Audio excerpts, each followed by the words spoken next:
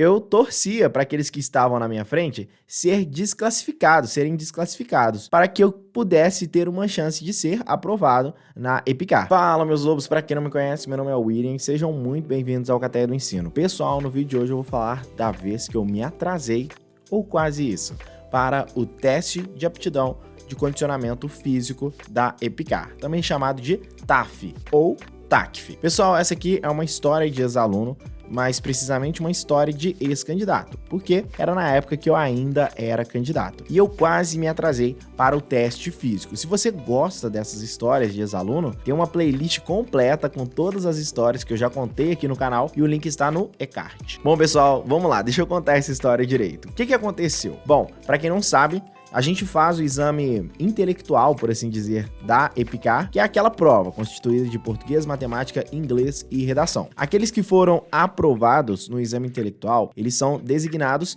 para a concentração intermediária. Essa concentração intermediária é nada mais, nada menos que o intermédio entre aqueles que foram aprovados no exame intelectual, na prova, no concurso, e as outras etapas, por assim dizer, que são as etapas do exame médico, exame psicológico e o exame físico, o teste físico ou o TACF. Bom, depois foi implementado um quarto teste, que é o PHC, o Processo de Heteroidentificação Complementar, que é aqueles que optaram pela cota, que eu já falei aqui diversas vezes, né, pessoal? Mas vamos pro vídeo. Galera, eu passei no exame intelectual, fui chamado para concentração intermediária, mas a minha posição estava bem longe. Eu era o 402 e na época eram 180 vagas. Não tinha vagas para as mulheres e também não tinha cota. Então era 180 vagas, ampla concorrência, todo mundo junto e eu estava na posição 402. Bom, para ser sincero, eu tinha uma certa esperança sim de ser aprovado, porque observando os outros anos, eu via que quem tava lá em 430, 440 ainda era chamado. Então eu falei, tá tranquilo, eu acho que, não é que tá tranquilo, né? Tinha aquele receio, mas eu ainda tinha sim muita esperança de passar. Espere o melhor, mas prepare-se para o pior. Então sim, eu cheguei a comprar o enxoval, depois que eu passei em todos os exames, eu cheguei a comprar o enxoval, mas ainda havia aquela ali preocupação de não ser chamado. Chegou a concentração intermediária, um dia depois, ou até mesmo no mesmo dia, é liberada a lista dos faltosos. Então, eu e meu pai, eu lembro da gente, assim, imprimindo a lista de todos os que foram aprovados no exame intelectual e riscando aqueles que faltavam nos exames ou que eram reprovados nos exames. Pessoal, sejamos sinceros, eu torcia para aqueles que estavam na minha frente serem desclassificados, para que eu pudesse ter uma chance de ser aprovado na EPICAR. Então, para que eu fosse aprovado de fato, para que eu tivesse lá entre os classificados, eu tinha que torcer para que algumas pessoas reprovassem no exame médico, no exame psicológico, no exame físico, ou que até mesmo faltassem, desistissem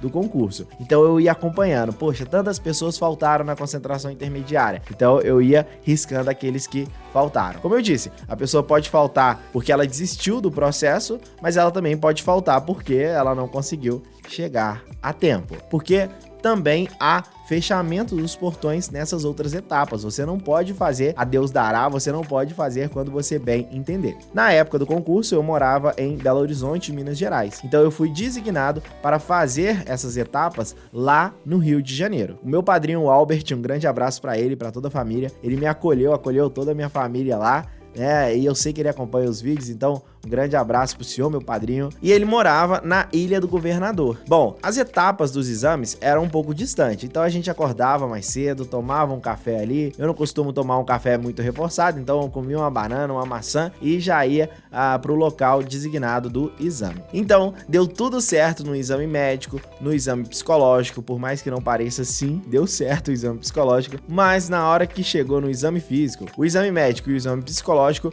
foram realizados mais ou menos ali no mês de outubro, se não me falha a memória. Já o exame físico foi realizado apenas no dia 2 ou no dia 3 de dezembro, bem no início de dezembro. Bom, eu fui lá pro Rio novamente, fiz aquela viagem, depois, né, aproveitei aquela prainha de boa, estava treinando ali pro teste físico. Eu, na época, até fiz uma promessa de ficar um mês sem tomar refrigerante, coisa que era muito difícil pra mim na época. Hoje também é muito difícil, mas na época era mais difícil ainda, eu era viciado em Coca-Cola. E eu fiz essa promessa com o intuito de Deus, me ajude a passar nesse exame físico, porque flexão e abdominal estão dominados. Mas corrida, eu confesso pra vocês, eu não mandava muito bem. Então eu tinha uma certa dificuldade, eu cheguei a treinar, como meu pai é sargento da aeronáutica, ele me levou em alguns quartéis aí que tem aquela pista própria pra treinar, então eu treinava, mas eu não sentia muita mudança não. Até que chegou ali 3 semanas antes do exame físico, que eu consegui fazer os 2.050 quilômetros em 11 minutos. Então eu fui abaixando esse tempo, sendo que você tem que fazer 2.050 metros em 12 minutos. Então como eu já tava conseguindo fazer menos que 11 minutos, eu já comecei a ficar um pouco mais tranquilo, né? Tinha 1 minuto de sobra. Então na hora ali eu ia dar um gás máximo, eu ia conseguir até ter mais do que 1 minuto de sobra. Bom, então na época viajei lá pro Rio de Janeiro, fui dormir lá na casa do meu padrinho e a gente combinou o seguinte: olha, a gente pode sair mais ou menos aí por volta de 5h30, 5h40 da manhã. Beleza, no outro dia acordamos, tomamos um café e saímos. Engarrafamento pesado. Galera, estava tendo um forte engarrafamento quando estava se aproximando do quartel. E aquilo foi me dando uma dor na barriga. O meu pai estava no carro também, começou a ficar desesperado. O meu padrinho foi nos tranquilizando. Eu vi alguma moto passando, eu já pensava em sair do carro e já pedir uma carona pro cara da moto e depois pagar a ele um valor. E eu olhava pro meu pai, e o meu pai me olhava, e eu olhava pro meu padrinho e o trânsito não andava. Então, eu olhava as horas e as horas iam se aproximando. Pessoal, pasme, eu não cheguei faltando meia hora pro portão fechar, 20 minutos pro portão fechar. Eu cheguei faltando 4 minutos para o portão fechar. Pô, William, mas ainda faltava 4 minutos, pô, tava tranquilo. Pessoal, se coloque na minha pele. Eu fiz o exame intelectual, viajei pro Rio para fazer todos os exames médicos, né? Meu pai teve que gastar com gasolina, teve que gastar com os exames que a gente fez por fora. Foram vários procedimentos que a gente teve que fazer para chegar naquela etapa e simplesmente ser desclassificado porque não chegou no horário. Eu me lembro até hoje que quando eu entrei no quartel, eles falaram: poxa, olha, o ginásio, ele fica naquele local. Eles apontaram pro ginásio. E deu na minha cabeça que eu tinha que chegar naquele ginásio antes do horário de fechamento dos portões, sendo que eu tinha só que atravessar o portão do quartel e não o portão do ginásio. Então eu corri pra chegar no ginásio. Cheguei no ginásio desesperado assim. Dá tempo? Aí eu olhei todo mundo assim, olhando pra mim, aquela cena, todo mundo sentado já com a roupa de correr, né? Eu tava de calça jeans, a roupa de manga normal. Pra entrar no quartel, você tem que entrar de calça jeans, de tênis, você tem que entrar padrão, né? E os sargentos olhando assim pra mim. O que esse cara tá arrumando aqui, gente? E eu olhei assim, eu falei: dá tempo? E a sargento olhou firme pra mim, nos meus olhos, e disse: vai rápido. Aí eu: vai rápido fazer o quê, gente? Vai rápido fazer o quê? E eu colei as placas, eu olhava pra ela, eu queria mais informações, o que eu tenho que fazer? Eu tava desesperado, eu não sabia nem o que tava acontecendo. E a sargento virou pra mim e falou assim: vai pro banheiro se trocar, porque já tá quase começando o teste. Aí eu: tá bom. Aí eu fui pro banheiro, me troquei, coloquei a roupa ali e tal. Então, eu acho que a etapa mais difícil do teste físico não foi fazer as flexões, as abdominais e a corrida em 12 minutos. Mas a etapa mais difícil foi durante o trânsito, que eu comecei a ter aquela dor de barriga e eu não consegui digerir muito bem o que estava acontecendo. Bom, no teste físico eu fiz as abdominais, fiz a flexão necessária, a quantidade de flexão necessária, e também fiz a corrida em aproximadamente 11 minutos. Não me lembro muito bem do tempo, mas eu me lembro que no momento da corrida teve um amigo meu que estava com dificuldade. Ele era aqui de BH também, então a gente chegou a fazer alguns treinos juntos. Ele estava com dificuldade, então eu tentei ficar um pouquinho para trás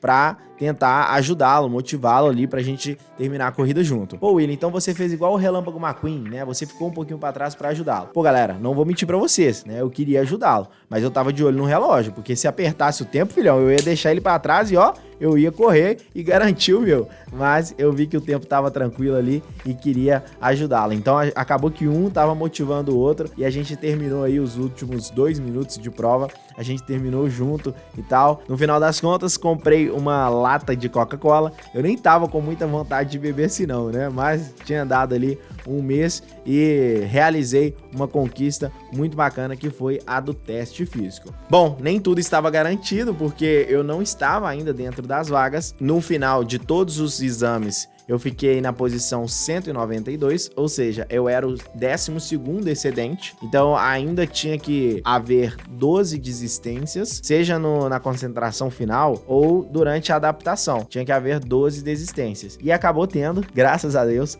foram 27 faltosos no primeiro dia de adaptação, então eu já fui chamado no sábado, no primeiro dia de adaptação. Eu não cheguei a participar do primeiro dia, mas eu viajei lá para Barbacena e cheguei no segundo dia de adaptação. Bom, galera, espero ter motivado vocês com esse vídeo, espero que vocês tenham gostado desse vídeo e compartilha com a galera aí, se inscrevam no canal e acompanhem as outras histórias de ex-aluno que estão disponibilizadas nesse canal. Um forte abraço e até o próximo vídeo. Tchau, tchau.